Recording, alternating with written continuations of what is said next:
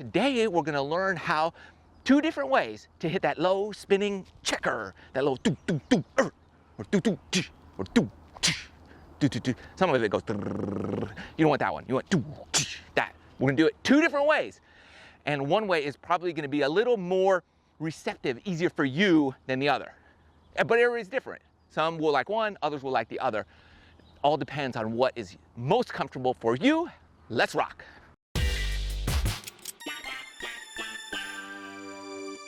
Also, there are links in the description below for products, deals, that kind of stuff, things I like and recommend.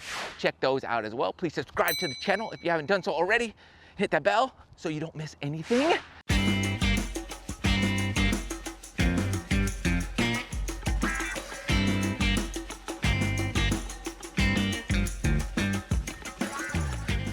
Okay, there's two ways to hit the shot. We're going to the far pin, and we're just gonna go over techniques so that you can understand the concept behind these shots. Here we go.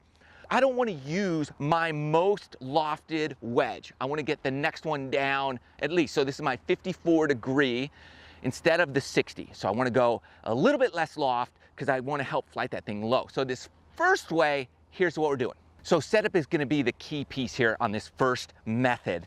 And I believe it was Jordan Spieth who was recently in a golf magazine of some sort giving this tip. It's not my favorite way, but it is a very effective way. So what we're gonna do is narrow stance, ball slightly back, just center, like I don't want to be here. Don't want to go there. That's gonna get it too low and too hot. So here would be center, just a half inch or so back. Now I'm gonna take it a lot higher with my 54, and I'm trying to get divot happen way beyond the ball. The reason this isn't my favorite shot is because that's a very difficult thing for most players to really take a short shot and try to get that divot way in front of that ball. But that's the goal. So I'm taking this shot, hands tight to my body, and I really want to keep that club head away from my hands, out here, down through there. Okay, weight is forward here, taking it up and swinging through. I've got to be comfortable and confident with the shot. And I'm hitting a little more up and down, always rotating through the shot. And that'll get that lower spinning shot. This is something you want to use for 30, 40 yard shots. Up, rotate through. And that'll flight that in nice and low and check it down for you. Here you go, another one. You're kind of going up and flighting it down.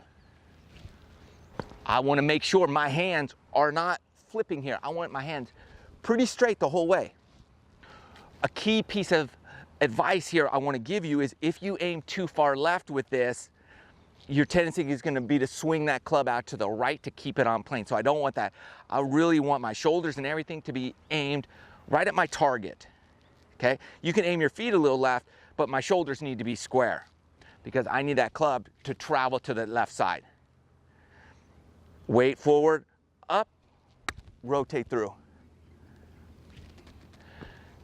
And the longer you have for this shot, the farther it is, the more spin you'll be able to get on that. That's a very effective way to do it if you're comfortable hitting really steeply down on that ball and taking that divot after the ball. The challenge is if you get a little nervous with that shot, I've got another way that could be a lot easier for you to do. Let's do that now.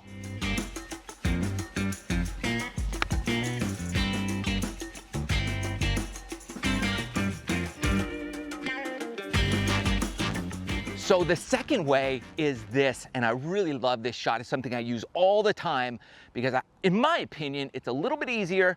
And we have a little more room for error. The first way, you can dig that leading edge into the ground behind the ball, and you can thin the ball. I don't want to do that. So here we go. And keep in mind, look, as you can see, the grass is pretty dewy. It's early in the morning, so we're not going to get any spin here. You're not going to see that ball really check right now. But the concept still remains the same. So in this particular shot, the second way, what I want to do is same club, 54 degree. Now I'm going to open that face up quite a bit because I want to use this bounce to my advantage. But instead of swinging up like this, I'm going to open that face, and I really want this inside, not pulling my hands and cocking my wrists inside, but just turning my shoulders inside. And I really want to go a flat rotational motion to this. So I'm just in here, and I'm using my body, and my hands stay really low during the follow through. So open that face, activate that bounce, and I'm going to be in here, down through here. And now I back it up a little bit. I can open up. I can even open up my shoulders a little bit if I wish, which a lot of people do unintentionally. My weight is still forward. Ball position is the same as before. And I'm swinging this in here. And I hit that bounce on the ground. And here, I could swing a lot faster than the other method, which allows me to get more spin on that ball. And I'm just rotating back and forth. Here I can use that bounce, and I can even hit behind the ball, and I don't have to worry about that divot so much. Look at that nice low one. I love that. And if the greens weren't so wet, that would have checked up nicely. So in here, hands tight to my body, and then I just rotate through like any other shot. This one, you just got to practice and get comfortable with it, but I really love it. Try opening the face even more. It will go a little higher if you do that.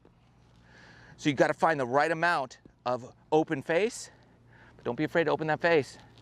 Just rotate. Oh, that's low. I love it.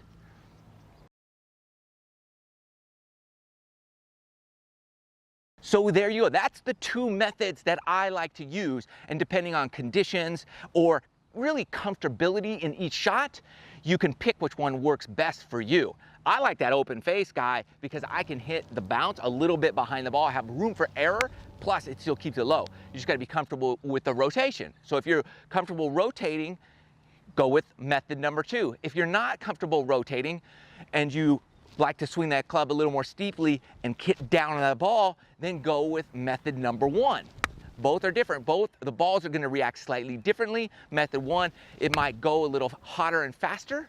Method 2, you could swing a little faster and get a little more control. So it's up to you which one is best for your game. Everybody's game is a little different, but these are 2 ways that you can really utilize something nicely around the green, save more pars, make some birdies, have a lot more fun out there on the golf course. Work on that short game, my people. You know what it does for you. It'd be great. If you do, I love you. Thanks for watching. Hit the like button. Until then, next time, I'll see ya.